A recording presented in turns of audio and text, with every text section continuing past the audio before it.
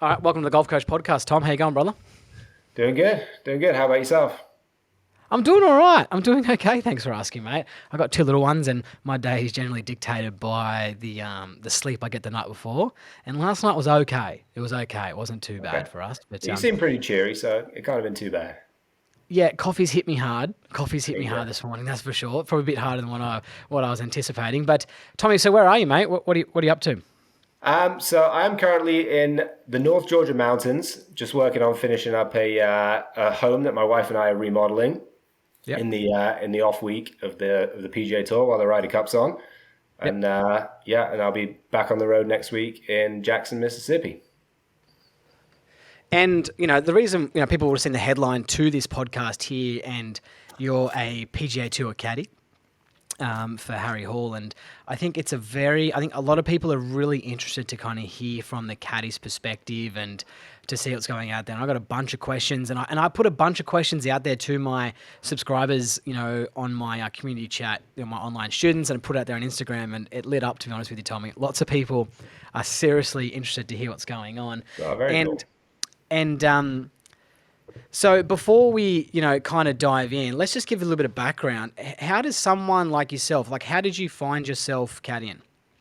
So for me, it was purely through just knowing Harry ever since he was a kid, um, and that seems to be kind of when I chat with other caddies. For the most part, it's kind of people that are out there caddying kind of know their guy or have that connection somehow. I think sort of back in the day, it was probably pretty common for guys to kind of rock up at events and find someone and maybe that's how they would kind of start their relationship. But it seems to be nowadays it's kind of guys that maybe played college golf together or know each other from somehow. That seems to be how the relationships form. But yeah, for me it was just knowing Harry since he was a kid. And that's and we talk about Harry Hall here, who is ranked 150th in the world. And that seems to be the go these days, isn't it, Tommy? Like you mentioned about, friends and, we're all aware of Dustin Johnson, I think it's his brother or his brother-in-law, and Yeah, there's a few Roy siblings out there that McIlroy do and Jason Day. They seem to have gone back to it. There was this kind of common thread that when you came onto tour, it's like, oh, you have to get a professional caddy now because you're out on tour. You got to get a professional caddy who's a professional. But now it's like, grab your best mate or grab someone you're comfortable with and get them trained up because you're Yeah, spending so much time with them, right? exactly. Yeah, so much time, and I think that was probably like a thought that you needed someone, when you were coming out on the tour, someone who'd been around, all the events for a certain period of time, like had this knowledge of the golf course that they could pass on. But I think the guys are so good nowadays, and they when they show up at tournaments, they see a course a couple of times. Anyone can win any given week. So I think having someone that you're comfortable with because you're around them so much, to me, I think that's more important than someone who's potentially just, been around a certain golf course for a long period of time. That would be kind of my take on it. And it seems to be that's sort of how guys are looking at it these days. I would 100% agree because, we look these days towards optimizing our performance and feeling, in a comfortable environment and getting our bodies ready and our minds ready.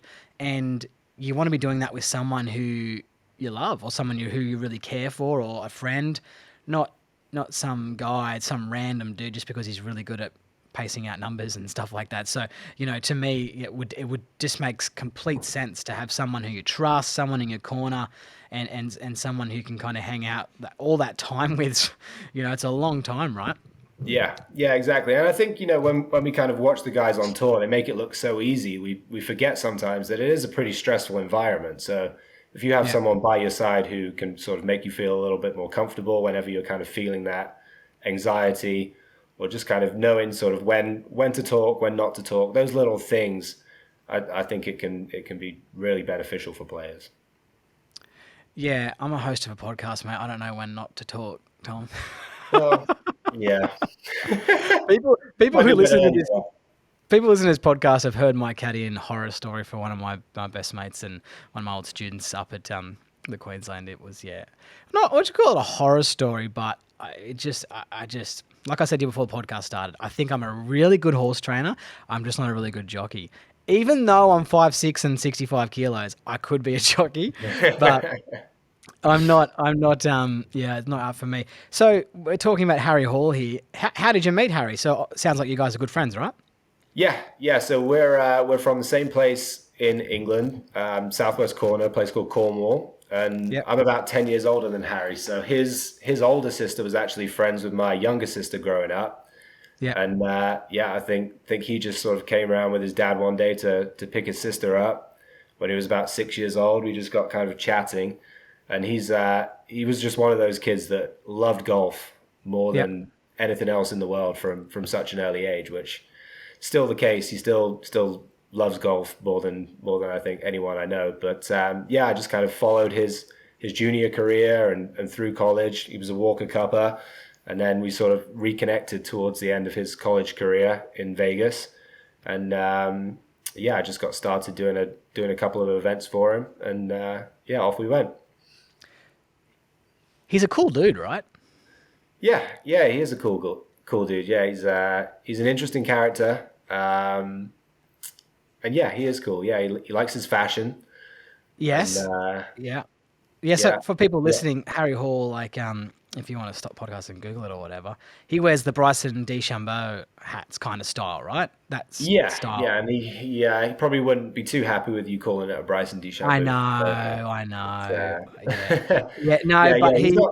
He's not afraid to Yeah. put himself out there and make a few statements. But he wears the hat as like the home course where we're from in Cornwall, West Cornwall Golf Club. There's a guy out of there back in, I guess it would have been late 1800s, early 1900s. His name was Long Jim Barnes. And he actually won a few major championships. So he came out of that club and he used to wear that hat. So Harry kind of wears that as a little bit of a That's reference cool. to him. So yeah, That's very yeah, cool cool. little backstory there. That's very cool backstory. I like that. I like that. And all every golf club we've got's kind of got its own history, right? And that's Yeah. really cool. I like that a lot, representing the club. And you'll often see a smile on players' faces when they talk about their home course, their Hmm. home club. Yeah, yeah, he's very Um, proud of where he's from for sure. that's cool. Hey, so when you guys are out on tour, do you guys enjoy the same takeaway food? Do you guys eat at the same joints? What's the go-to? Yeah, yeah, for the most part. Harry's a huge Chipotle guy, so that's kind of where we typically end up. So the So boss chooses where to go. yeah, yeah, the boss does choose, and I don't complain. I like Chipotle just enough, so yeah. What's the go-to at Chipotle? What do you go for? I'll do the chicken bowl. Yeah. I think Harry does the same actually, double chicken, and then he's got this Yeah. technique where he like shakes it all up, and that seems to work pretty good. So I've taken that on. You know when you go somewhere with a person and they start altering the menu, you know that they're a regular, right? Or when they start adding certain things, Yeah, like yeah, take this out, and they just whip it off the tongue like they knew before they got there what they were ordering. You go, this person exactly. Yeah, comes here a lot. yeah. He's a Chipotle connoisseur for sure. So yeah, Um, he needs a sponsorship deal. you'd love a bit of that, wouldn't you? A little bit of free Yeah, that'd be Chipotle. all right. So, like, I got obviously got some questions here myself as well.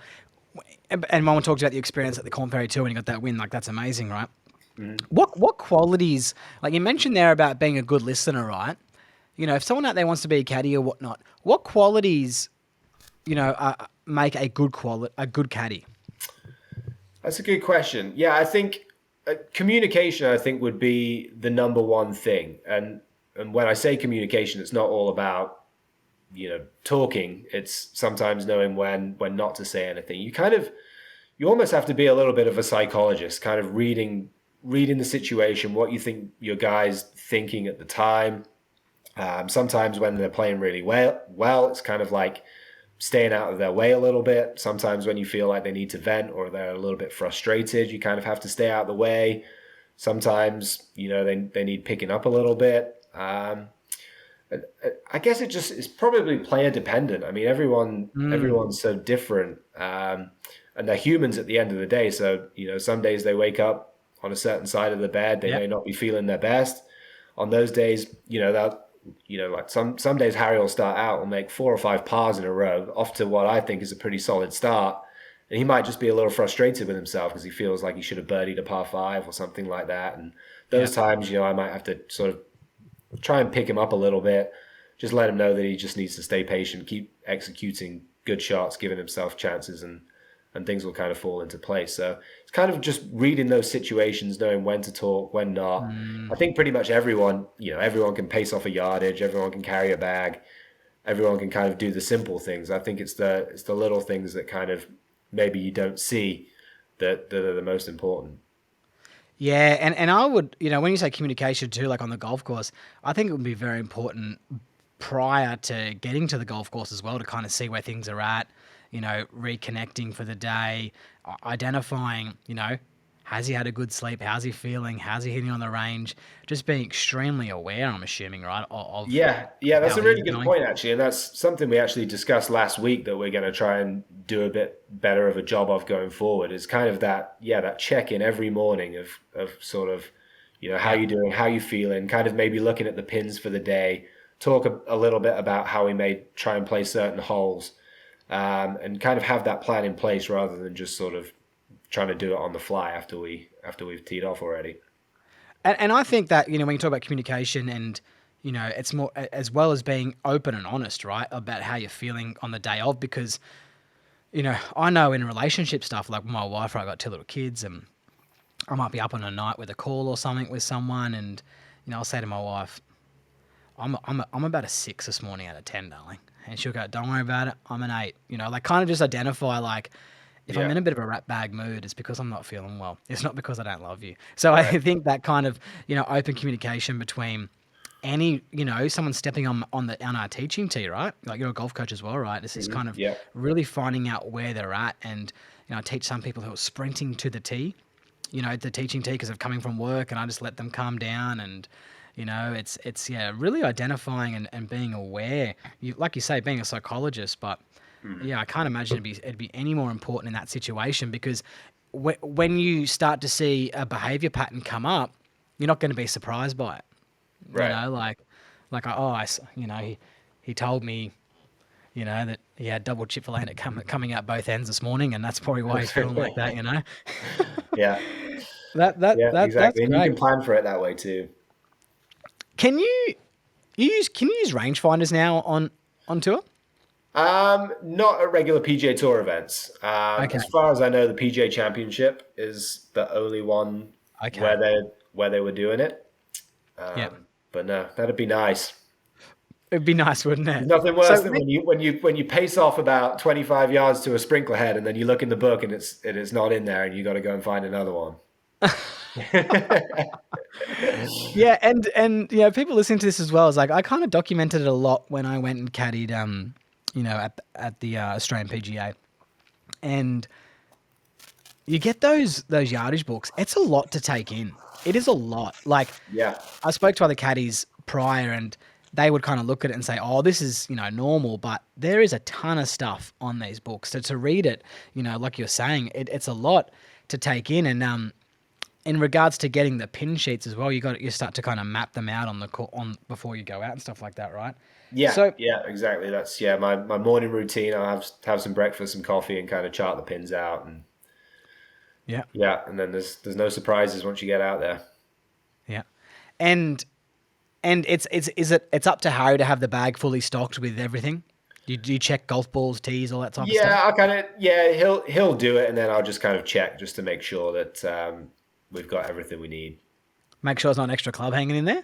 Yeah, exactly. Yeah, paranoid about that, so I'll always count them when we're on the range.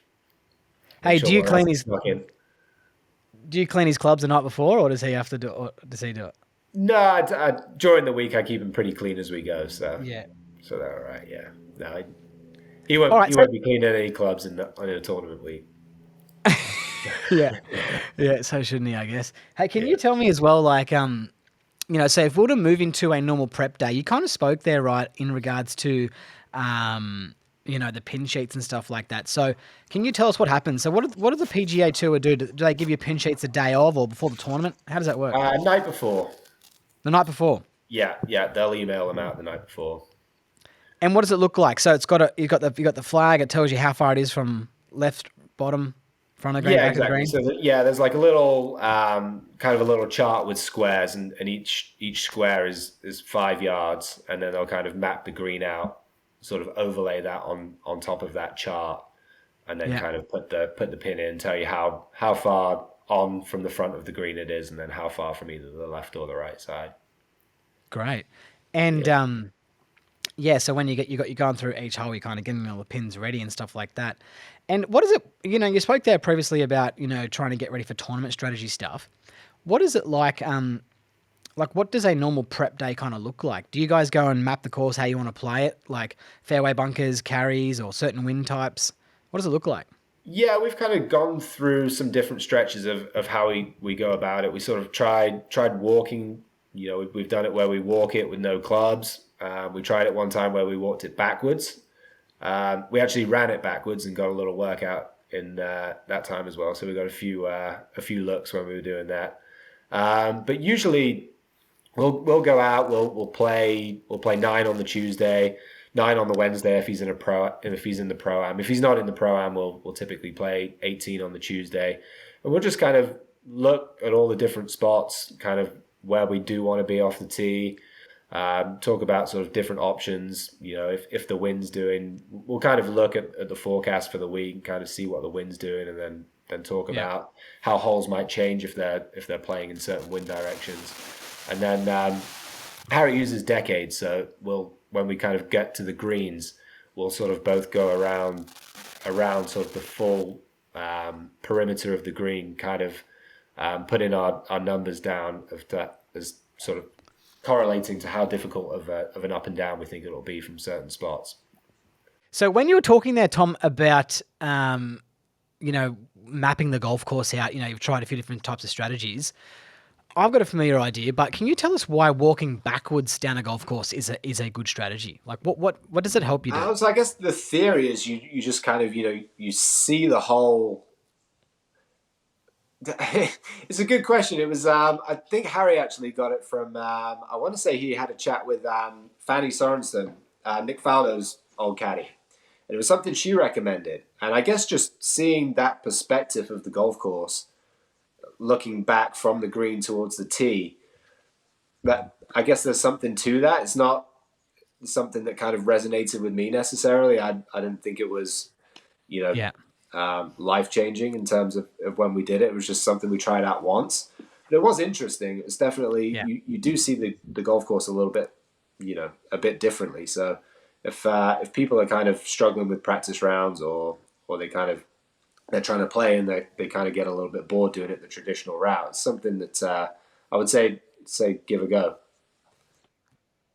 Yeah, to me, when I've had my players do it in the past, it's to look at landing zones in particular, because I think when you walk backwards up a hole, or down a hole, I should say, in my experience when mapping courses with some players is like, you go, okay, this is the best way to play this hole from here. Like you're looking at here, what's it going to take for me to get to here? And then from there, it takes the judgment out of worrying about what the fairway might carry look like. It's like, how do we get the ball to here? And then this is the second best place to play it.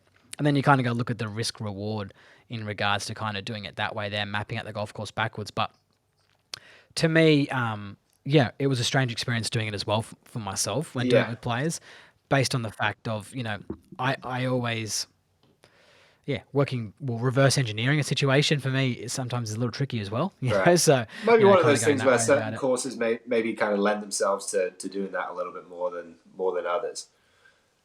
I'd imagine Yeah. somewhere like Yeah. Augusta is probably quite good, where you're teeing off down these chutes and then the hole kind of opens up. I think sometimes holes like that can feel a little claustrophobic from the tee box, but when you actually get out there, you're like, oh, okay, there's kind of more room than it looks like, and then you can kind of get a certain level of comfort from there.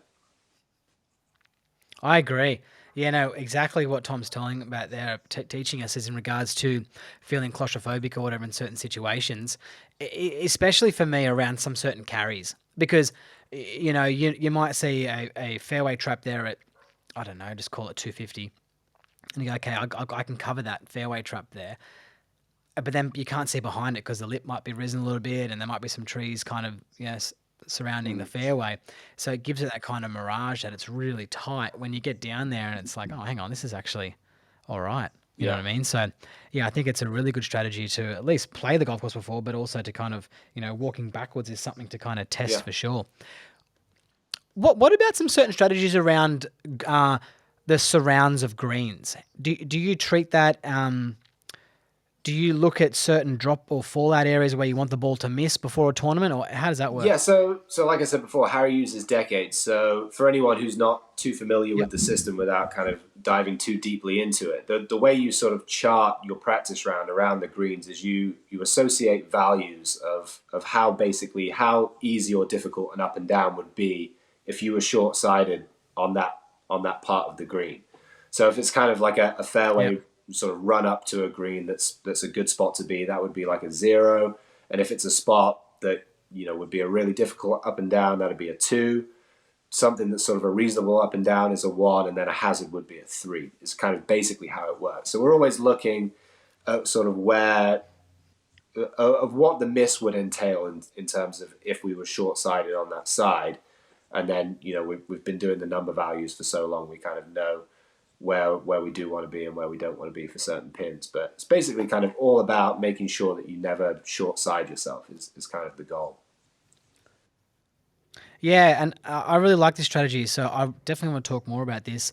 And these values that you put around the green. So when you look around the green, when I work with some players, I just use 1 to 4. Some people use like point Mm-hmm. fives, like a 0.51, 1.52, and these are basically ratings. But at the same time as well, Tom, when you say short side, some of these ratings might change depending on flag position. That's right, yeah. Yeah. So when we're sort of looking at these values, we're assuming that the flag is close to that side of the green. So say we're down in a bunker on the left side of a green, Yeah. we're imagining that the flag is cut tight to that side when we sort of associate that number value to it. And then sort of when we're in the fairway with that approach shot, the way Decade works is you kind of have a baseline number depending on how far out you are away, and then you add the number that you assign around the green to that baseline. So it's basically always shifting your target a little bit further away from places you don't want to be, if that makes sense. I like that. Now, do you and um, do you and Harry kind of work out those numbers together? Is it just a bit of an easy situation where you kind of go, you just, Yeah, or we've does done he it do both it, ways. or We've how done does it that where work? he does it. We've done it where we kind of both do it, and then we'll look at what we've both come up with at the end of the practice round, and then kind of he might agree, okay, that's more difficult than what I was thinking, or I might agree with him. At the moment, the last few events we've done, I've just kind of done it, and then when Yeah. we're sort of in our routine, in our pre-shot routine, I'll kind of assign that decade target to him, and if he likes it, he'll just go Yeah. with it. If he kind of a little bit unsure, we'll talk about it. But Yeah, and this is where I talk to some of my students about as well, is like when you see a player who potentially is upset after a shot, and then you see them miss it potentially what looks to you like the same position on the next hole. It's generally because the player has done these ratings before, and they know that if they miss it into a runoff area, I feel that, well, like an area, let's call it a right, 0, right? The player is accepting of it, they're relaxed, they're calm, they understand this. But if they therefore miss it into an area that they've already marked as a 2, like in your case, or a 3 in the case when I'm using it, it's that they get filthy because they know that they're going to got their backs against the wall in that right. situation. So, that's a lot of the time when we see a player who, might lose their shit, it's due to the nature because of they know that they shouldn't have missed the ball Yeah, there, right? exactly. And when you look at it, it may not be the worst shot in the world. It could be within their sort of regular dispersion, but either they've picked a bad target and ended up where they don't want to be, or maybe it was just Yeah. it was a poor execution. And yeah, they just know, especially on the PGA Tour where the greens are pretty firm, the rough's thick. Like if you miss it in the wrong spot, they as soon as they hit it, they know it's no good. Yeah, it's tough. And kind of what else goes into prep? So we've covered green surrounds there, course book. We've covered pin sheets. Yeah, Harry specifically for him, he is a bit of an equipment tweaker. He doesn't really have a golf coach, and he's not super technical. So his kind of way of sort of optimizing his performance, or one of the ways he goes about optimizing performance is through equipment. So if there's a certain golf course where maybe it'll need 2 drivers, that's kind of what he's talking about for next week. He's not afraid to do it. Last tournament we played at the Fortinet, from his experience last year, he knew that he needed a 2-iron. Sometimes he'll carry a 7-wood. I've known him to switch golf balls kind of the week of a tournament, depending on how the course is playing. So he's very in tune with kind of the tools that he's going to need for a certain week, and he's definitely not afraid to shake things up a little bit. That's pretty cool. That's pretty cool. So he's a fellow Callaway guy too. Shout out to the Callaway guys. So tell me, does he jump into the Callaway van, pester them there? Does he? Yeah. They probably get a little tired of seeing him now and again, but yeah, he'll jump in there and have him make him some stuff, or fiddle around with some of his clubs. But what's so how many? So you've been doing a PGA Tour now for what, about half a season or whatever you've done total. What's been your favourite stop so far? Pebble would have to be favorite stop. Pebble. Yeah, I mean that place is unbelievable. In what way? It's just so scenic, such a beautiful spot. The golf course is just amazing. It's one of those places that you kind of have to experience, I think, and you can't truly appreciate until you've been there. But it's amazing. What were the greens like? Small. The greens are tiny. Yeah, really, really small. But gorgeous. And the week we were there earlier this year, it was really windy. So it was the wind was causing havoc on the greens for sure. How did you guys go that week? We did pretty good. I think I want to say Harry ended up around tied 25th, something like that. But he got off to a hot start. We played Monterey Peninsula was the first course we played on the rotation. He jumped into the lead there and kind of hung around it a little bit on the second day, and then fell back a little bit and had a good final round. So it was a good week. So what does a tournament day look like? So we kind of covered a bit of prep and stuff like that. How early do you guys get to the golf course, say for Pebble? How early did you get there before, I don't know, the last round? So that was actually Pebble was was it Monday finish? No, we just about managed to. We were the first group off of number 10 playing the final round. We were, I think, the only ones who got finished on Sunday afternoon, and then it was a Monday finish. So that was a mad scramble to the tee for the final round. But ordinarily, we'd be getting to the course. Yeah. Or we'd be meeting on the driving range about an hour and 30 minutes before the tee time. But I'll usually get there a good hour before that to kind of have some food and go through my routine, look at the pins and figure out how the course is going to play that day. So you get yourself to the golf course 2 hours and 20 minutes before tee time. Ordinarily, yeah, that's pretty close to that. And when you finish a round of golf, does Harry like to do some practice after? Sometimes he does, sometimes he doesn't. It kind of depends how things feel that day. So yeah, it's crazy, and people that's a big day, Tom. Yeah, it's a long day. The bag's heavy. It's lots of you feel it by the end of the week. It shows you don't get. Yeah, you do. You got the heavy bag. You're there for long days. I think mentally taxing, just as much as anything, obviously, than the physical taxing side of things. And no wonder you spend most of your time just not saying you do, but you hear stories about people just hanging in the hotel room, right? Yeah. You know what I mean? Yeah. By the time you get done, you're pretty spent. And what about so on a tournament day, right? Like, have you? When you get to the first tee, and do you get excited by some players that Harry might be playing with? Yeah, absolutely, for sure. Yeah, there's when you see the draw the night before and you see a name come out, it's always exciting, definitely. And everyone's a good guy, right? Most people are good guys, right? Yeah, I would say so. I certainly haven't encountered anyone who hasn't been as of yet. Yeah, tell me who in what was the most impressive round that you've seen when caddying for Harry?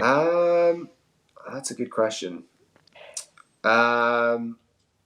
Most impressive. We played with Dylan Wu in Palm Springs earlier in the year, and he shot 61, I believe, on Wow. I think the Nicholas course. That's one of the tournaments where it's on 3 courses, but 61 just made it look super easy. And he actually hit his tee shot through the fairway about where you'd never expect it would sort of run out, and into a hazard on the last hole, and then dropped it and got up and down for a 61. But if his tee shot would have just stayed in the fairway and not run out at like 350, that would have been 60. But that was super impressive. Oh. So a normal tournament day. So you get through your round. You're carrying the bag, and then after the round of golf, he says to you, "Oh, I'm keen to just hit some balls or head off." Like what happens there? So you take the clubs, he takes the clubs. What goes on? Or you leave them there? I think most guys seem to leave them in the locker room. Like I'll go in the locker room in the morning and it's full of the bags. But Harry likes to take his bag, so when we get done for the day, he'll take it to wherever he's staying, and and then we'll reconvene in the morning. And so, did Harry make FedEx Cup this year? Not the playoffs. No, he was. I think after the last event before the playoffs, he was about 83rd in FedEx Cup points. They took the top 70. Okay. So ordinarily, before they tweaked it and it was top 125 that made the playoffs, he would have. But this was the first year. Yeah, it used to be 125, and they must have. Well, they just took it away. So they did went they? from 4 playoff events down to 3. So rather than going 125, 70, 50, 30, they just went 70, 50, 30 this year. So yeah, he just missed out. And after you played Pebble, did you get around to golf there yourself? Unfortunately not. No, it was straight home that Sunday night. But I've been fortunate enough to play there before a few years ago, and it's the best. It's great. I'm sure being English as well, you guys are probably stinging for the Ryder Cup this week, right? And watching that closely. Yeah, cannot wait, especially after the Solheim Cup last week, which was pretty cool. Yes, Solheim Cup. So the LAT team, the ladies European team, they took home the win. But was that a draw, Tommy? Yeah, so they tied, but the way the Ryder Cup and the Solheim Cup work are if you tie the team who won it the previous time that event was 2 years prior, they retain the trophy. So yeah, they tied, but the Europeans retained it. Seems a bit hard. That's a tough finish, isn't it? Especially it does seem a bit for the harsh. Americans being away from home, and they tie, but the other team gets the trophy. I saw the finish and I saw the ladies celebrating, just an Instagram post. So I'm assuming that they'd won at the time, right? Like I don't open many devices. Like I have my phones locked away here and my iPads on my 2 days off work, because obviously I spent a lot of time on their online coaching, and I just logged in to kind of send you a message, and I saw the women jumping in the water and celebrating. Oh, they must have won, but they grew that they won. I was like, oh, it's interesting. Us Australians, I'm very sorry for the American listeners, but us Australians, we always would jump on Team Europe, and I'm not too sure why that's happened. Why that happened. I think it was due to the case of they were maybe the underdogs back in the day. Yeah. You know what I mean? When we were kind of into it potentially, and maybe potentially a little bit likable at the time, maybe. But yeah, no, we're always Team Europe here in Australia. It's funny how that works. And I'm sorry for talking to all Australians. Yeah, might be some Australians here who do support the American team. So tell me I want to talk to you about handling your nerves, right, Tommy? How are you like with nerves in your playing career? It's easier when you play, I think, because you're in control of what's going on, and I think it's easier to stay in the present when you're playing. So I would get nerves for sure when I was playing, but they were okay. I find when I'm caddying, because you're not in control, usually it's on the first tee where my hands are shaking, and it's kind of a strange feeling because you can't do anything about it. But as soon as Harry hits that first tee shot and we're kind of off and running, you tend to stay so busy for the whole time you're out there. It's easier to stay or get in the present, and then the nerves aren't too bad. But yeah, it's a weird feeling. Well, tell tell me about the big win. So you guys had a Corn Ferry Yeah, Tour win, yeah, right? yeah, we did. Yeah, back in Chicago last year. Chicago last year. And what did that look like coming into the last So round? Harry was one back of the lead going into the last round. Yeah, so he was kind of he played great all week. He was always kind of up around that lead, but we entered the final round one back. And what was that like heading into the day? Was Harry different? Were you different? No, funny you asked that. No, we just kept everything exactly the same. We'd had like a really good week. We were staying at the same hotel. He had his fiance there and his I think it would have just been the one dog he had. He has two now, but just one dog at the time. It was just a really relaxed vibe the whole week. And yeah, nothing changed going into that last round. It was just kind of, I think we just both knew that he was there to just sort of take care of business and go through his process and see what happened. But yeah, there was no added excitement or certainly not that I sensed. I'm sure on the inside he was probably, you know. What was it like when you got to the back nine? What was the situation on So hole 10? we were a bit behind after 9 holes. He was playing great first 7 holes, but didn't make a birdie. And it was on a golf course where you kind of had to keep your foot on the gas and make birdies to keep up with. I think Nick Hardy was off to a pretty hot start and got out a little bit in front. And we got to the 10th, and he hit a great little wedge shot in there. And it took a weird bounce, and then he hit a putt that I think hit something, and it just missed. And at that point, we were probably about 3 or 4 back. And we were just kind of really sort of zoned in on staying patient, staying with our process, just keep executing smart shots, just giving himself chances. And he went on a little bit of a heater from there on. I think he was 5 under for the last 8 holes, and then birdied all 3 holes in the playoff. So yeah, he lit up. You're Yeah. joking. So you got to 18. Were you playing with Nick No, Hardy, the Hardy leader? w- You obviously would have Yeah, been he one was behind. in the group behind. Yeah, so I think he Okay. and Davis Thompson were in the final group, and Davis Thompson started off, I think, at the same score as Harry going into the last round. So we finished first, 18's par 5. Harry made birdie to, I think, get out one in front, and then Hardy birdied it right behind us to force playoff. Were you leaderboard watching? We weren't. No, we weren't. Well, I was. Not even you. You I was weren't even keeping looking. an eye on it. I think Harry was just sort of staying in the Yeah. zone. We knew kind of where we stood after we made a few birdies on the back nine. We knew we were right there. And then on, it wasn't Yeah. until we were about to hit our second shot into 18 where Harry was like, how are we looking? And I was kind of able to get some information from the walking scorer, and he knew he was. And I guess he must have had a feeling that he was close because he'd been on he's birdied 4 of the last whatever he's on a hot run. So he's hit his second par 5. Do you you going for the green? Yeah, it was a pretty a fairly short par 5 by their standards. I think he was playing a little bit downwind that day. We had some really bad weather on the Friday, and he actually hit. I want to say he hit driver 3-wood 5-iron on the Friday when it was into an absolute howling wind and rain. And then What? the third playoff hole when we played it, he hit driver and I think wedge or 9-iron. That's how different that hole was playing from Friday to Sunday. But yeah, it was like a drive and a mid-iron for those guys on the side. So you've birdied 18 and you got into a one-shot Yes. lead. What's he like once he's made the birdie on 18? How's he react on the 72nd hole? Big fist pump? Yeah, fist bump. Pretty happy, but I think he was he was pretty confident that Hardy was going to make a birdie behind him and we were going to go to a playoff. So we headed straight to the driving range, and he was just staying loose, kind of just knowing that there was a pretty likely chance we'd be going into extra holes.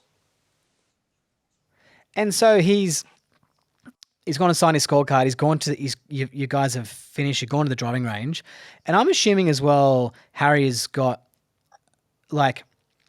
it's Corn Ferry Tour. It's a big event, right? But I'm sure he's probably got some big history saying he's a Walker Cup player, right? So he's been a big time player his whole life. Like he's not someone who's kind of snuck through. Yeah, is that true? He'll be modest when you have that conversation with him and say that he was probably never the standout player at any part of his development, but he's just been very good at steadily getting better, kind of every single year. So, Yeah. Obviously made Walker Cup, was doing very well at that point, but he'd be the first to say, there was guys in his graduating class at college that, were supposed to be probably better than he was, but he's just has a knack for just steadily getting better and better, every single year, and I don't really see that slowing down the way he goes about things. So I do think the sky's the limit for him. I like that a lot about, I think that's a really good viewpoint about getting better every year, because I hear that a lot. Like, you just got to keep adding to your toolbox and getting better and better and better every year. And those people who are really good at growth and change and keep evolving are the ones who are going to make it. It's like what you say there is that, like, some people expect it to be better, but where they're at that point in time when they are better than them is still not good enough. So they've got to keep getting better and better and better and better. And the same thing goes for Cam Smith. I've shared the story, a few times on the podcast about how, I spoke to a friend of mine who played with him in the Queensland team, and he just said that whenever Cam came through, any stage he put himself on, he just performed, just got better, and even to the fact of, like a story when he had his first US Open at Chambers Bay. I'm pretty sure he finished T3, his first major. Like, just, it's kind of like, give me where's the course? Give me the scorecard. Let's go. It's kind of that type of situation, and where some people just might hit the ceiling, go down a little bit, come back up, go back down. It just seems like some of these people are just finding ways to get better and finding out, being honest as well, and understanding which areas they need to get better at. Just kind of keep growing. Yeah. So that's unreal. It's interesting because it's hard to kind of put your finger on what quality it is that enables someone just to keep steadily progressing. Like, I don't know what it is in Cam Smith or necessarily is in Harry that allows them to do that, but it's so important. I think maybe in Harry's case, it's kind of a confidence in his own ability, that he knows that if he just keeps doing the right things, he doesn't have to change anything crazy or do anything out of the ordinary. He just needs to just keep putting the work in, and that development will happen. I think some guys maybe get to the PGA Tour and think, now what do I do? What have I got to change now? I'm here, and that's maybe why you see those kind of ebbs and flows in certain careers, as opposed to someone like a Cam or Harry that just kind of keeps steadily getting better. We hear that a lot, don't we, Tommy, about people who get to the tour and try to change their identity to what got them there. And I think you just got to continue to just understanding on what areas you can improve on, where your strengths are, and just keep continuing to get better without trying to change around with it too much. Because if there's many reasons, right? But if you make a big change or make some tweaks and all of a sudden you're not the half the player you were the year before, you're gone. Yeah. You're gone. And we hear it all the time. There's one story about Abraham Answer when he played with Rory McIlroy, and he was like, I need to hit my 5-iron 100 foot in the air and let it land like a butterfly to be any good. It's like, well, hang on, no, you don't. You got to the PGA Tour, you won the Australian Open, hitting 5-iron stingers everywhere. And then, so he made that mistake, and he's open about it, and then came back to it. And there's many stories like that. People changing coaches or changing caddies as well, Tommy, because you've got to get a real caddy in inverted commas. You hear it all the time. And it's, I can see why it can be an easy trap to fall into. You kind of, you get out there and you see someone who's doing something that just, looks unreal, and you kind of, you want to be able to do that too, but, I need to be able to do that, to be any good. And it's like, no, you don't. No, you don't. And I think one of the most valuable things that people can listen to, and you can take this aspect into any area of your life, is look, listen, and learn before you act. You know what I mean? Look, listen, and learn. And there's nothing wrong with taking your time. Nothing wrong. All right, so you guys get to the playoff hole. Does Harry know Nick? I think maybe just a little bit, possibly from their college days. Yeah. So you get to the 18th hole, shake hands. It's your playoff hole number 1, and what's going through your mind? I think I was just so wrapped up in the moment of just making sure Harry's got everything he needs. I remember, like, you take the cart ride back to the 18th tee, and I'm just making sure do you need a drink of water? Do you need anything to eat? Just making sure I'm kind of keeping him kind of grounded in the moment, and yeah, I think I was just so wrapped up in what we needed to do that, mind didn't really Yeah. wander or think of the possibilities too much. You're just very, very focused in the moment. And when you got to the first tee, you saw Nick. You're like, "We're gonna get you, mate. We're gonna get you." But so you guys birdie. So he birdies he birdies it 3 times in a row, and the third time obviously he wins Yeah, it. so they played 18 twice, the par 5, both made birdie twice, and then they went to 17, which was a par 3. Harry stuck it in there to about 12 feet probably and rolled that in for the win. And had Nick already putted out for par? Yeah. I think Nick had hit it to probably 15 feet, just missed his birdie putt and tapped it in. Yeah. And what's it like when he rolls that in? It was cool. I just remember he gave it a big fist bump, and we kind of had a little hug, and then his fiance ran out with the dog, and I kind of stepped away and let them have their moment. It was funny because I remember the dog ran straight to Hardy first before he ran up to Harry, which is kind of... He's on to kick the dog. Piss off, you mutt. You just your owners just cost me a fortune. But I guess as well, like when I see Corn Ferry Tour players get wins, and they shouldn't play out there, but not full time. But it is. I know it's about the win. It's about getting the the money, the financial backing as well. But it's all about that PGA Tour card, right? Is that what it's all about? Yeah, it is 100%. Yeah, and I think before that week in Chicago, I want to say he was 80 something in the list, and that moved him all the way up to 11th. So it really is like, it's heavily weighted on. I mean, all tours are heavily weighted towards wins, but yeah, if you kind of win out there, you're a pretty long way towards securing that card, as long as you play some half decent golf the rest of the year. But yeah, that was huge for him. That is such a career-defining moment for him and you. Did that propel him? Did he have confidence after that to go, you know what, I can? Did you feel like his chest was pumped out a little bit more after that, or he felt confident? I saw it. He'd already won on the Corn Ferry the year before in Wichita, which I wasn't caddying for him that week. So I think he knew he could do it.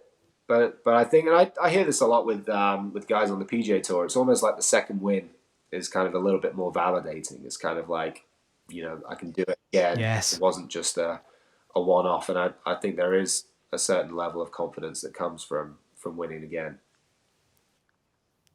Yes. And I think, for me, my experience, confidence comes from seeing results, right? It's real confidence comes from seeing results.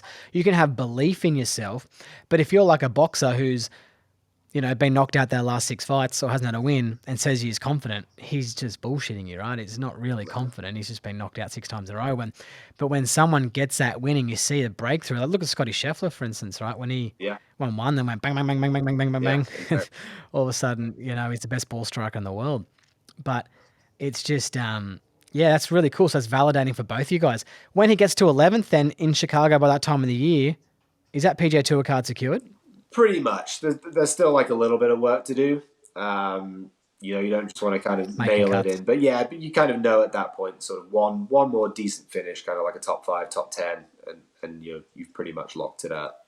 And he was able to do that, and then he finished the very last event of the year, the final playoff event in Evansville. He finished, I think, tied third or solo third, and that moved him up kind of even further from where he was. So that was.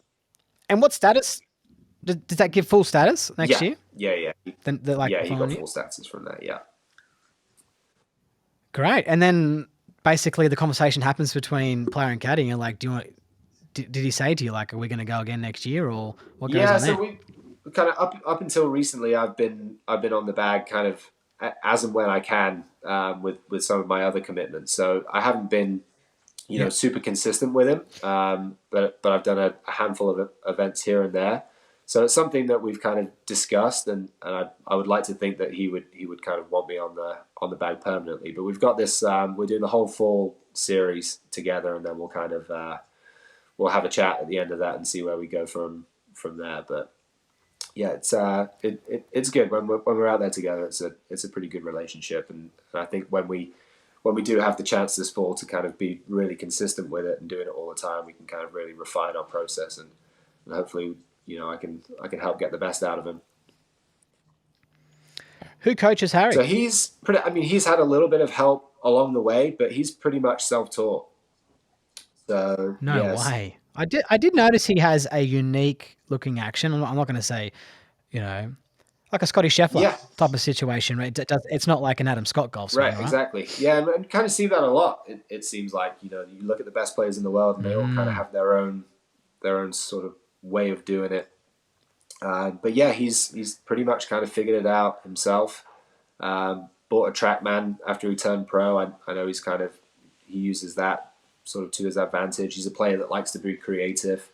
He likes to hit shots, so he's kind of always working on some sort of different ball flights, and pretty much I kind of think of him as kind of like a golfing savant. I mean, he can just sort of emulate other players' actions or kind of what he feels like other players do to produce certain ball flights, and he'll do that. I've seen him do it on the course where he's hit some unbelievable shots, and he'll turn around to me and be like, "Oh, that was my Jack Nicklaus swing," or something like that. He's just kind of like, way. Wow. And you can see it too in kind of his follow throughs when I video him. I was going to say, when I video him doing some of his certain shots, it's like it's pretty uncanny. It's cool. Wow, that's so fascinating. It's a bit like a Bubba Watson, right? Yeah, in many ways. Yeah, for sure. Sounds very much like a Bubba Watson thing. And when you say he's potentially done it all himself, what, he potentially has had some short game work or something along the way with someone? Or? Yeah, I think kind of coming up through sort of the developmental squads in England, I think he had a little bit of help with some of the coaches there. I know that when he was at UNLV, the assistant coach, a guy named Phil Rowe, who's from the same golf course as Harry and I are from back in Cornwall, he played Walker Cup back in, I want to say, I might be wrong, but maybe 1999. Great player in his own right, but I think he was sort of very influential in sort of teaching Harry some of the shots that he might need for transitioning his game from the UK over to the States, kind of some short game shots, and just kind of developing some of the tools that Harry has now. I think he was definitely a big help. What is the biggest difference in, what would you say that you need to take from, say, golf in Europe to golf in America? Say you went from the European Tour to the PGA Tour. Yeah. What different shots are necessary? That's a good question. I think so. For me, I live in Florida, and the biggest difference between Florida and growing up in the UK or Europe is the Bermuda grass. So the Bermuda rough, the Bermuda greens. I'm trying to sort of getting used to the effect that grain has on the greens. You come over from the UK where you've kind of growing up on links golf where you hit these sort of short game shots off the back foot and you're kind of driving everything in there. You get one that's a little into the grain and you don't quite get it right, and all of a sudden you're laying sod, and it's different. Yeah. But then you've got the States is so big. I mean, you've got all these different conditions, different grasses, different weather. So it's kind of a little different everywhere. So I think the big thing is you just have to be adaptable. So, like 1 week on tour, you might be playing at, altitude of 2,000 feet. The next week you're at sea level. Things like that, I think, is probably the biggest difference. You just have to really get accustomed to being comfortable with changing, maybe some equipment or the shots that you're going to hit. Every week, kind of, you feel like you have to have some different tools. I think is probably the big thing. Did you guys do the Canadian Open this year? Did you do that with him? I didn't do that one with him, no. That was huge altitude change, right? I believe so. It was massive. Yeah. They were hitting it miles. It's crazy how incredible far it distances. goes when you're isn't it, in altitude? And I think that comes back to that tournament prep as well, right? So Harry's got that TrackMan there, and he can just go work out what the formula is, I guess, for each kind of one there before going out. Yeah, exactly. Yeah, we get all our numbers dialed in early in the week, so we know how far it's going. Yeah, that's crazy. I've seen some of those numbers that was spitting out from that event.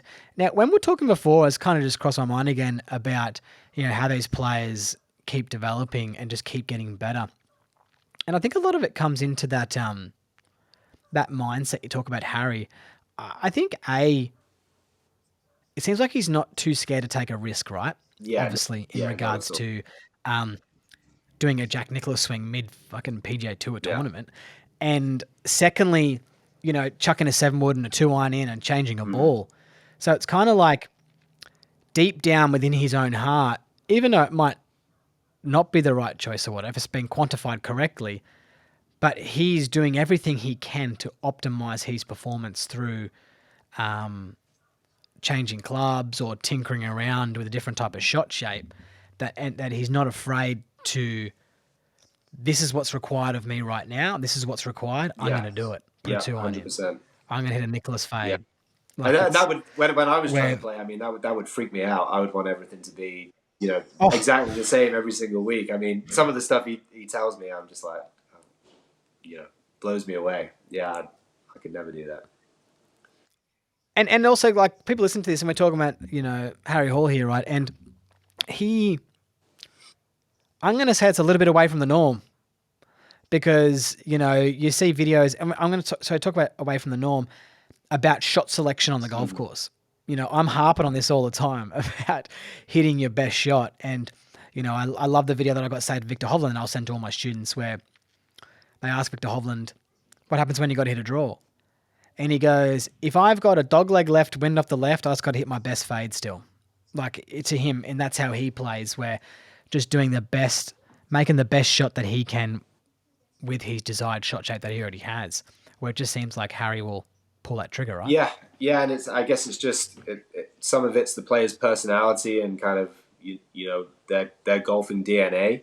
I mean, as a coach, I think my preference would be that someone sort of masters one shot shape. So, the way Harry goes about it sometimes is a little bit sort of against how I would necessarily recommend most people. But if you're someone that likes to be creative, and that's kind of what gets your juices flowing when you're out on the golf course, then I don't think it's necessarily a bad thing. And I think it also depends on a player's swing. Like you'll see certain golf swings that are going to be very biased towards one certain shot shape, and when they try and do something else, you can see why there's going to be some complications with that. I think Harry, for the most part, is pretty sort of neutral with his downswing and coming into delivery. So I think he kind of can make those adjustments to where he can sort of go both ways if he wants to. Yeah, so what Tom's saying there for listeners is that, like, Harry is potentially quite neutral in club face alignments and, swing direction path alignments. Yeah. So he's got that option to change it around a little bit. But if you're someone who's got like a super strong grip and your club face is super shut, then, you might find it a little difficult to hit different types of shot shapes. And when I mean difficult, do it on a predictable level where that shot you're trying to hit is actually going to be closer than your normal shot. You know what I mean? So like people see a back right flag and just think, oh, I'm going to try and fade one in there. And they do all these excessive amounts of changes to setup, swing, to try and get this ball to move left to right, when they're probably better off just kind of knocking it to middle of the green. But like you say, it's if you're a creative type of person and neutral and that's what you want to do, life's too short, right? Go Right, for and it's it. not like he's Hit it. trying to move the ball around to get at every single flag on a golf course and really be super aggressive. It's more about how he kind of feels in certain situations and almost like what shot is going to make him comfortable. We'll still be picking fairly conservative targets at times. We're certainly not trying to move it into every single flag that we see. And I think that's an important thing as well. Yeah. If you are someone who likes to move the ball around, it doesn't mean that you should go chasing every single flag stick that you're looking at for 18 holes. You still got to be smart in the way you manage your ball around the golf course. 100%, 100%. It's like I always say is, like when Tiger missed the ball 20 foot left of the flag, he was aiming 20 foot left of the flag. You know what I mean? It's just what And it's always what pin Tiger was high. doing, right? He was always pin high, but like if he missed it in a place, he was missing it there on purpose. Do you use a putting mirror, Tom, when you teach, or does Harry use a putting mirror, or do you like to use one? Harry, that'll be part of his warm up routine. Every morning he'll hit some putts with the mirror, and then he's kind of got this this other sort of contraption that he lays out, and he'll just kind of just check in his couple of checkpoints. All right. Well, that brings us to the Back to Basics putting segment, Tom, right? One of the sponsors of the podcast. Back to Basics putting mirrors, Pro Path putting mirror I use, designed by Grant Field and Richard Woodhouse. Grant Field coaches Cam Smith. I love about it, Tommy, it's got the arc on it, the Back to Basics one, at 15 degrees. So it's got the putting arc there where you can line up the center of your putter face, and you can actually see how your putter face is, if it's too open or too closed. It's great. Discount codes below. All my students use it. All my golf pros have got one. Comes with a case too to travel with, which is really, really useful. Can you tell me an exercise, something that you and Harry might do in the Back to Basics putting segment here prior to on a tournament day, or like using the mirror or doing some distance control drills? What does a warm up look like on the putting green? Yeah, so I think the most important thing about Harry's warm-up is that it never changes. And to me, that's one of the things that makes him such a good putter. It's every single day his warm-up on the green is going to look exactly the same. So he'll do his drills with the mirror, with the other gizmo that he used. I forget the name, but it's one of Phil Kenyon's putting devices. So he'll kind of just check in with his feels and just making sure that everything is the same every day. And then once he's kind of done those things with his stroke, then it's kind of all about, he's an aim pointer, so he'll spend probably anywhere between 5 and 10 minutes not even hitting putts on the greens, just where he's put his level down on a 1%, 2%, 3% and a flat putt, and he's just getting his feel in with his feet for the day. And that's kind of unique to him. I'll see some of the guys kind of doing that, but I think he's probably the one that I see spending the longest, really kind of dialing in what his feet are feeling for the day. And then once he's comfortable with that, he'll kind of just go around the putting green and just go through his routine, feel the slope, do the read, and hit some putts. And kind of all of his speed drills are done earlier in the week. Yeah, I love that. So when you talk about aim point, people listening to this, like especially a lot of Australians, we're familiar with Adam Scott, who uses aim point, and a putting coach that I use, for some of my students, uses aim point as well. And when you talk about the level there, so he's got a level and it can help measure the slope. And then what he's doing there is he's calibrating how he feels based on the level of the slope that Exactly. day. Yeah. That's pretty cool. And he does that every day to double check that everything's kind of cool. He's feeling normal. Does that come back to an importance of footwear, you reckon, as well, Tom? Yeah. Like if he was to change it. Yeah, it's interesting you bring that up, because he did change his shoe at the probably the second half of last season. He changed to a different shoe purely because he thought that it helped with his feel on the greens, and he's since gone back to something else. But yeah, I would say probably more important than any other factor in a golf shoe is how his feet are going to feel on the green. That is like, people are hearing that and just thinking that's Burko, right? Like to actually think that that's a level of importance when it comes to shoe, but that's just how important these things are. And especially when he's using his feet to kind of connect to the ground to help measure the slope there. That's unbelievable. Yeah, it's these little things, the attention to detail that I'm sure the majority of these guys have. That's one of the things that separates them from everyone else and makes them so good. It's the things that most of us don't even think about. Yeah, and they talk about with like even back in the day when we would change shoes with the heel type in regards to low angle and stuff like that. So that's really cool. So Harry uses a putting mirror most days? Yeah, every single day when he's at a tournament. And what's he looking for there? Is he checking his eyes, or is he checking the putter face? Does he like to have his eyes directly over the golf ball? I think I'm not 100% sure where he likes his eyes, but that is the reason why he uses it. Yeah, just to check his setup is the same every single day. And do you use a putting mirror in your coaching? I now and again, it's something I'll use, but not necessarily all the time. I tend to be I would like to get into some sort of more putting coaching. Most of my putting coaching is primarily green reading, so I'll teach aim point a little bit. I haven't really done too much technical instruction on the stroke. Yeah. But when I do, yeah, now and again, I'll use a mirror for sure. It's definitely a valuable tool. Nice. Well, that's something that you guys didn't expect to hear in the Back to Basics putting segment there, which we'll put a close to there, is in regards to footwear being a choice to help with green reading. That just, it surprises me, Tommy, but it doesn't surprise me, if you know what I mean. Like, it just, it's Yeah, crazy. I'm going to ask you a couple of quick fire questions here, right? sure thing. Who, let's just kind of talk about potentially PGA Tour players or Corn Ferry Tour players who you've kind of seen hanging around. I'm going to ask you 4 questions.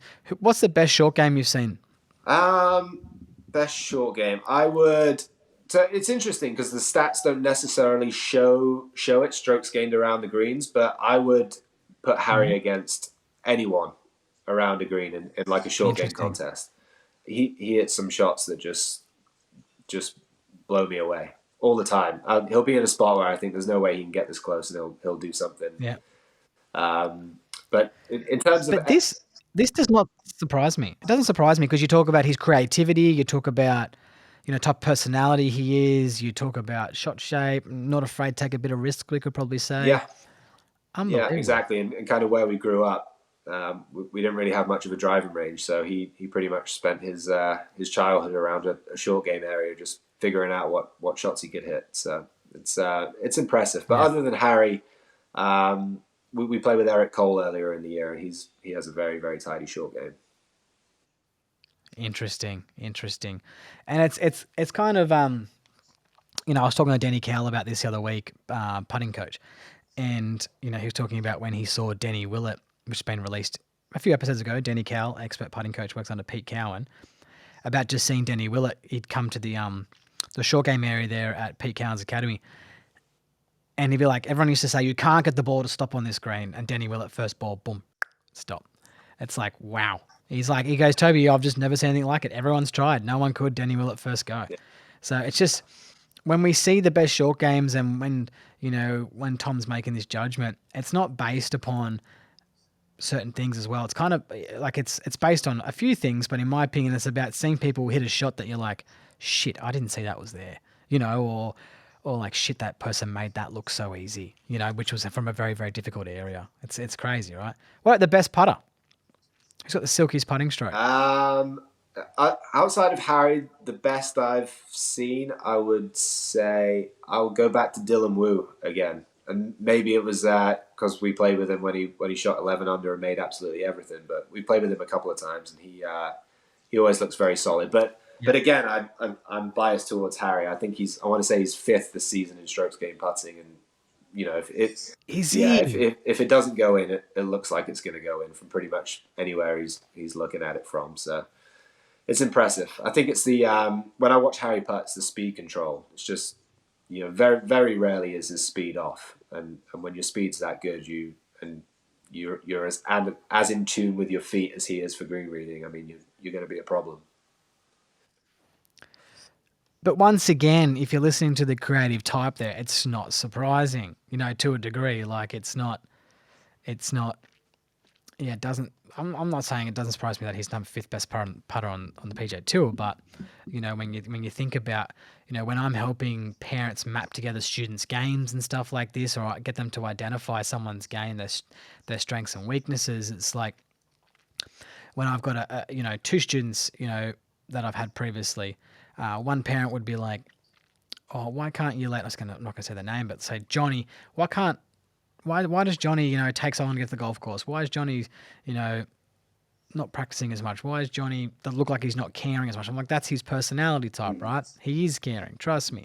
And then the other parent's like, why is Johnny so go, getting cranky and snapping? I'm like, well, he's the first kid here. His clubs are always clean. He's got high expectations of himself. He does things hard and fast. He's going to be aggressive. It's just his type of personality, type of who he is, you know? And I think when you listen to someone like Harry, I think it's really important that he, from what I can hear and hear you talking about, is like just sticking to what he does well, right? He's got this creative type and just staying in there and not veering away because someone else told him to. Yeah. It's really cool. Exactly. Yeah, you think the worst thing that Harry could probably ever go and do is take a structured series of lessons from someone and get away from that sort of DNA that makes him so great. Interesting. Yeah. So we're just costing ourselves plenty of students here, Tommy. The more we keep Yeah, talking about it. sorry about that. Keep forgetting it's the Golf Coach But podcast. mate, I seriously, I don't mind at all. I think we obviously I've spoken about Bubba Watson a lot. Yeah. You know, like lots of this stuff. It doesn't. I don't need any more students, that's for sure. But it's you know, yeah, I'm not going to say that if you're if you're showing the same characteristic traits here as Harry, that you suggest to not get a golf coach. But this guy's got the runs on the board, and Yeah, you know, exactly. if you're in a position where, yeah, you're a scratch golfer and you're killing it and you're continuing to keep growing, then it's best to probably potentially not go down that structured route, because I have seen a career from someone who was one of the best 16-year-old golfers in the world, who ended up getting selected in a few, what do you call it, state Australian team kind of type of stuff, and game went backwards as soon as he got put in that environment. Yeah, exactly. Yeah, and you And hear those cases a lot. Kids that they're supposed to be the next thing, or just unbelievable juniors, and they kind of go down these routes of trying to get better, and it doesn't always work out. But got to be very but careful. people like Harry are kind of like a rare breed, I would say, for most people. Go and find a good golf coach and take some lessons.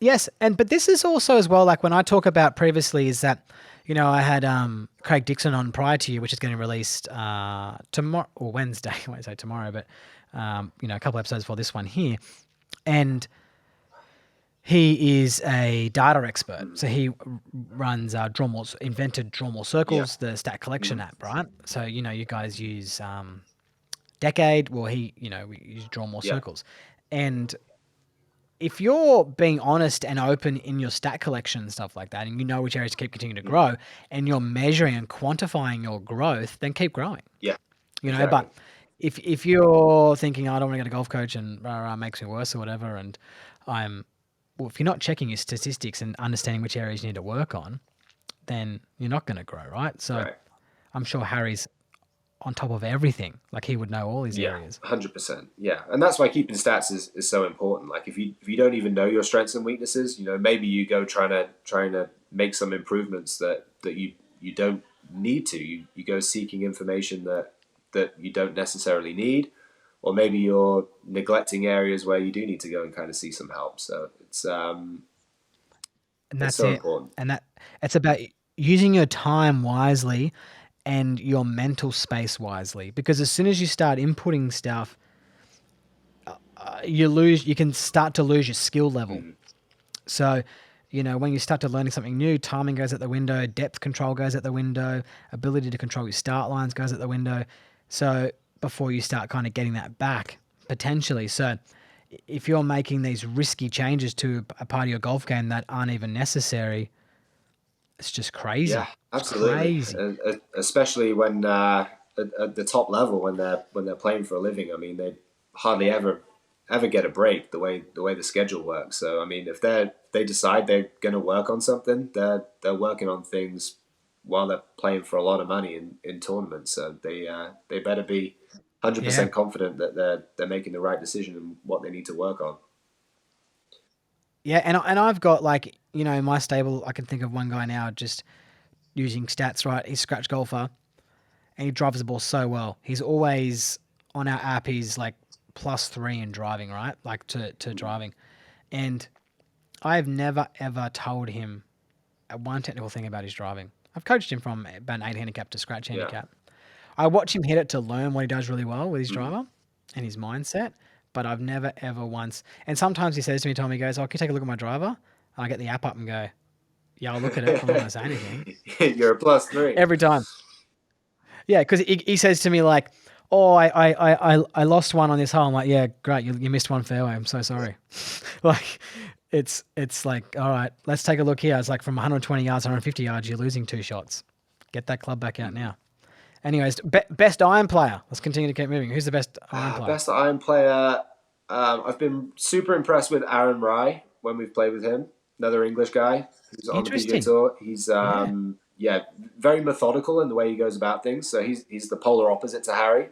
He is someone who pays a lot of attention to all the technical details in his swing, but hits it pure. Yeah. Really impressive. Alex Smalley as well was really impressed me with his irons. Aaron Rice, so he's got 2 gloves on, Yeah, right? yeah. 2 gloves. We actually played with Tommy Gainey last week. Another 2 glover, and he flushes it as well. No Yeah, way. yeah, The yeah. controversy of Tommy Gainey. I won't go into that. Yeah. I mean, you look at the way he does things, and you think that there's no way that can work, but yeah, hits it great, super. It looks like a monkey falling out of a tree. But and he's enormously good. Gosh, he was good. I loved watching him on the PGA Tour. Tell me, Aaron Wright, he gets coached by Andy and Piers Morgan. Oh, sorry, Andy and Piers Morgan. Andy and Piers Ward, right? Yeah, Andy Proudman and Piers Ward yeah, is an English guy. Lovely story, absolutely great story, right? And how he uses iron covers. yeah. It's pretty cool, isn't it, why he does that? Yeah, he uses iron covers because he was so proud of having.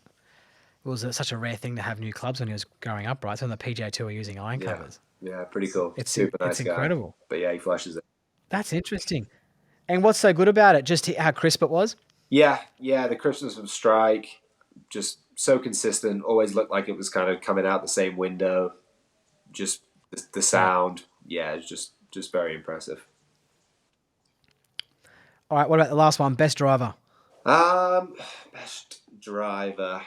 We played with, and this might be some recency bias, but we played with Callum Tarrant. Again, I'm gonna stick with the English guys on the PGA Tour last week at Fortinet, and he was exceptional off the tee. I think when I looked at the end of the week, he led strokes gained driving that week, and he wasn't afraid to pull driver out, even though some of those fairways were super tight, and he just hit his little fade out there with probably like a 123 club head speed, and just pound it down there, and he was just flicking wedges in everywhere and made it look easy. That works. Yeah. And it's so interesting how people are like so afraid of hitting a fade with a driver too. A lot of recreational golfers, right? Yeah, so many people think they need to hit a draw, don't they, to be good at golf. Yeah. I know, it's crazy. It's crazy. And it's interesting enough that like I will, when I'm working with students, I'll see like you mentioned before, a bias in a golf swing, and I'll see some people who are draw bias golf swings or who are, fade bias golf swings. And I think it's important to, understand when making a swing change that if you're going from a, if you're a big slasher of the golf ball, maybe just fading the golf ball is okay. You don't have to start drawing the golf ball. Yeah. You know what I mean? Yeah, exactly. Yeah, so often people have ideas of what their ball flight should be without, really knowing, what makes their swing kind of bias towards one way. I think people kind of just in their mind want a certain shot shape, but what they do and what their swing lends itself to is the complete opposite. Oh yeah, I agree. So tell me, Tommy. So you mentioned that you got other commitments outside. Where are you coaching in person and online?